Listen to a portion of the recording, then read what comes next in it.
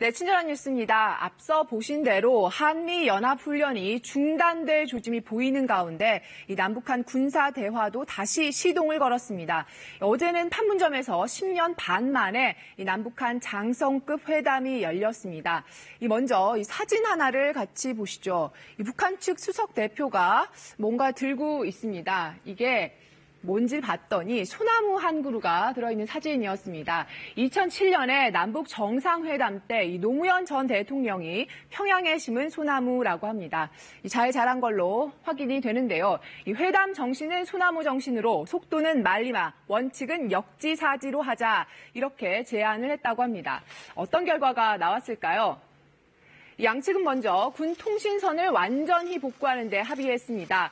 또 서해 해상 충돌 방지를 담은 2004년의 합의도 철저하게 이행하기로 했습니다. 하지만 이 공동경비구역 JSA를 시범적으로 비무장화하는 문제라든지 또 서해 평화수역 조성 같은 문제에서는 입장 차이를 보였습니다. 시작은 화기애애했는데 결과는 기대에 못 미친 분위기입니다. 공동보도문 조율에서도 진통을 겪었는데요. 북측에서는 다시는 이런 회담 하지 말자, 이런 불만 섞인 얘기가 나오기도 했다고 합니다. 남북의 군사 당국자들뿐만 아니라 한미일 세 나라 외교 장관들도 어제 서울에서 만났습니다.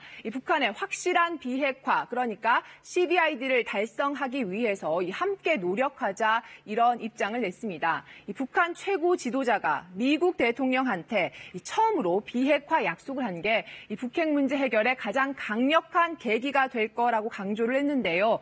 폼페이오 미 국무장관은 CBID를 공동 성명에는 담지 못했지만 이걸 얻어내기 위해서 노력하는 걸 확인할 수 있을 거다, 이렇게 말을 했습니다.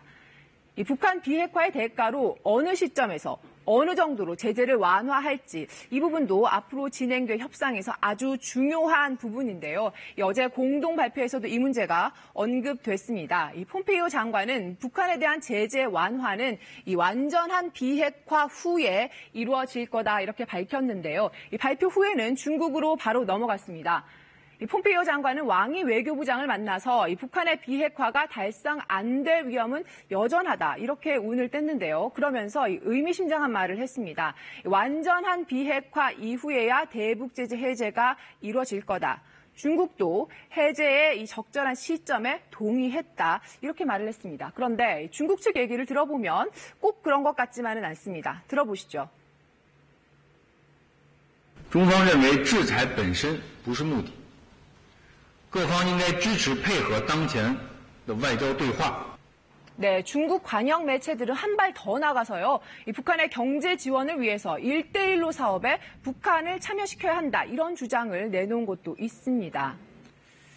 네, 러시아도 중국이랑 비슷한 입장이죠. 기다렸다는 듯이 대북 제재 완화 목소리를 내고 있는데요.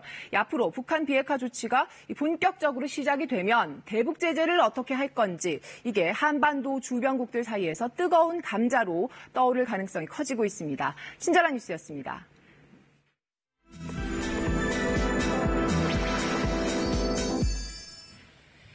(6.13) 지방선거 패배에 대한 책임을 지고 홍준표 대표 등 지도부가 총사퇴했습니다. 민주당은 압승, 한국당은 참패, 전국에 급변하고 있습니다. 김세정 기자의 보도입니다. 한국당의 참패, 그 책임을 지고 홍준표 대표가 물러났습니다. 대표 취임 11개월 만입니다. 우리는 참패했고 나라는 통째로 넘어갔습니다. 모두가 제 잘못이고 모든 책임은 져야겠습니다. 국민 앞에 고개를 숙인 한국당은 지도부가 총사퇴했고 당원에 따라 김성태 원내대표 권한대행 체제로 운영됩니다. 성난 국민의 그 분노에 저희들이 어떻게 답할 것인지 냉철하고 치열한 논쟁과 또 결과를 가지고. 당 소속 의원들의 반성도 잇따랐습니다. 보수가 죽었다. 내 탓이 아닌 내 탓이다. 국민 눈높이에 맞는 통렬한 반성과 자기 혁신이 필요하다고 했습니다. 불과 1년여 전 대통령 탄핵과 대선 패배 과정에서 혁신을 외치며 당의 이름과 얼굴을 바꿨던 자유한국당. 유례없는 보수의 참패에 또다시 진로를 고민하게 됐습니다. 한국당은 오늘 오후 의원총회를 열어 당 수습 방안을 논의합니다. KBS 뉴스 김세정입니다. 지방선거 후 폭풍은 이번 선거에서 어떤 성과도 내지 못한 바른미래당에도 불어닥쳤습니다. 유승민 대표는 대표직을 사퇴했고 3등 성적표를 받아든 안철수 서울시장 후보는 거취 고민에 들어갔습니다. 이어서 최강호 기자입니다. 거대 양당을 대신할 선택이라고 자처해왔지만 유권자들은 바른미래당을 대안으로 택하지 않았습니다. 광역단체장과 국회의원 재보궐선거에서는 물론 기초단체장에서조차 단 한 석도 못 건진 초라한 성적표. 참패의 책임을 지겠다며 유승민 공동대표는 대표직을 내려놨습니다. 본신의 힘을 다했지만 국민의 기대에 미치지 못했습니다. 바른미래당은 광역 정당 투표에서도 17곳 가운데 12곳에서 정의당보다도 뒤처져 원내 제3당의 입지마저 위협받게 됐습니다.